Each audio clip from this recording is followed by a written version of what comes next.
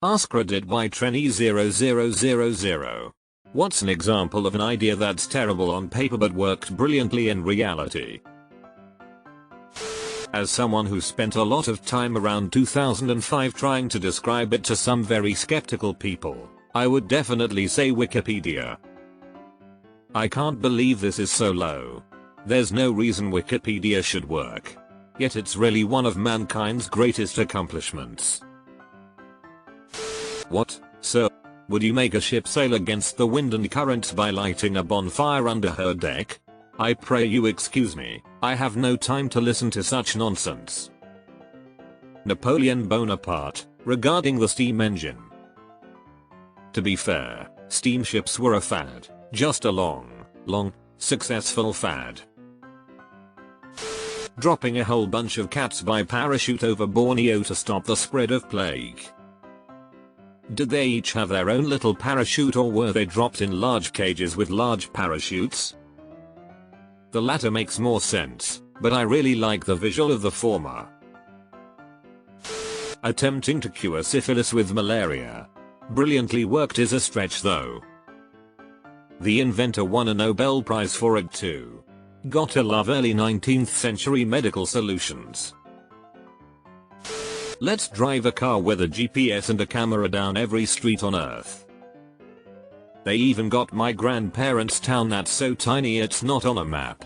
The images are from when they were still alive, and grandma's car is in the driveway. I go back and look at it sometimes since it's too far to visit. Putting out oil well fires by blowing them up. Similarly, controlling the spread of forest fires by lighting preemptive fires.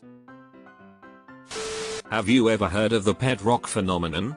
It sounded absurd to sell rocks as pets. On paper it was a headache, but in reality in the 70s people went crazy about it. Sometimes the craziest ideas spark the most. The guy made $1 million. You know. I had an idea like that once. It was a jump to conclusions mat. You'd have this mat, and on it would be different conclusions that you could jump to. The way they extracted those kids from the cave in Thailand. The diver and anesthesiologist. First off, how fucking lucky to find somebody with that overlap in skills, who was consulted and joined the effort, said it was a terrible idea. It was only when presented with the other options that he realized this terrible idea was truly their best option. They rescued all the kids and their coach successfully. Getting incredibly lucky with someone's skills in the right place at the right time makes me think of the Air Transat flight where the flight ran out of fuel and completely lost power over the Atlantic. They were effectively piloting a gigantic glider with 306 people on board. And it just so happened that the captain was an experienced glider pilot. The crew glided the plane to safety in the Azores with nothing worse than a handful of fractures from the evacuation. Rumor has it that the founder of FedEx received a C in college on a paper describing his proposed business. According to the rumor, the professor thought no one would use the service when the post office already provided that service at lower cost. Cats, the Broadway musical. A nonsense fever dream about horny cat people competing to die and be reborn. Yes, that is the plot, insofar as Cats has one. Based on a book of silly short poems by T.S. Eliot that are not really related to each other except all being about cats. Just cat people introducing themselves and rubbing on each other for several hours, then one of them as Senzaka dies. To date, Cats has made over $1 billion worldwide. I love the plot in Kimmy Schmidt about Titus discovering that Cats is just random actors dressing up and getting on stage. Apparently, shooting fish out of a moving plane into a lake. Similarly, a salmon cannon to shoot salmon past a dam. Curing deadly, previously incurable infections which had historically been responsible for the early demise of billions of people throughout all of human history, with mold. Or a doctor giving you a little dose of the influenza on purpose so you don't get influenza, but The Sims computer game. It sounds like the stupidest idea ever. Who would want to control a sim character doing all the mundane shit we do every day? How boring. But I played the shit out of The Sims. then the subsequent versions. In this line of thing, a fair number of thing simulator games are sort of that. Ugh, I just finished my exhausting job of driving a truck around town making deliveries. I can finally relax to a nice pleasant game of American Truck Simulator. Hula hoop.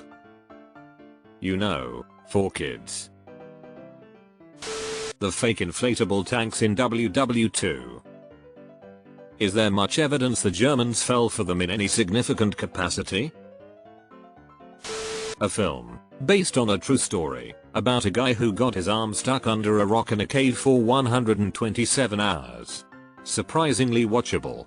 Danny Boyle's a hell of a director-producer. Selling bottled water in places where tap water is both free and better regulated used to be a joke. It should be too. A movie rental company that mails you DVDs. I thought it was the shittiest idea when it first came out, when I could drive 5 minutes to Blockbuster and get whatever I wanted then. I assumed that people who lived further away from a rental store were the original target demographic. Toast. Hey, let's take something we already finished baking and heat it up again. The person who first came up with it must have sounded crazy. I think toast was invented to make stale bread taste better. Louis Brennan, inventor of the gyro monorail. His monorail was a single-track train which used a gyroscope-based balancing system to remain upright. The designs look insane on paper, but it was crazy innovative, safe for passengers, and was apparently even faster than the regular trains of those days. It still had serious issues, which is why it never took off. One was that you needed an engine for each carriage, so it didn't scale up like normal passenger trains. The second was that a failure of the system would be catastrophic. I'm sure there were others. Still an amazing feat of engineering. Okay, guys, here's my business plan. People will give me perfectly good stuff for free. I'll turn around and sell it for money. Profit. Aka Value Village, or any thrift store in general. Value Village is for profit. Most thrift stores at least have a charitable mission, even if it's one I disagree with. The one I work with donates 50% of proceeds, pays about 11 staff members, and the rest is used for building up and maintaining the store. Edit, a charitable mission most volunteers and customers believe in. Wikipedia. In a world with Encyclopedia Britannica and Encarta, funded by giant parent, Microsoft, who comes up with the idea to have people contribute their expertise for free? The classic line about it is literally, "It's great in practice but it would never work in theory." Don't let that starving person eat too much. It's not actually a good idea to let a person who has starved to stuff themselves with food the first chance they get. Controlled feeding over the course of a few days avoids something called refeeding syndrome, where changes in the body during the period of starvation can have fatal consequences if too much food is reintroduced too quickly. Once upon a time I had a headache. My then boyfriend said to take a shower by candlelight. My first thought was, showering in near darkness is a stupid idea, followed immediately by I want to try it. Damn if it didn't work. I went ahead and married him to retain access to his good ideas and his pancakes. Nobody's going to play your silly little Java game with outdated graphics about digging up blocks.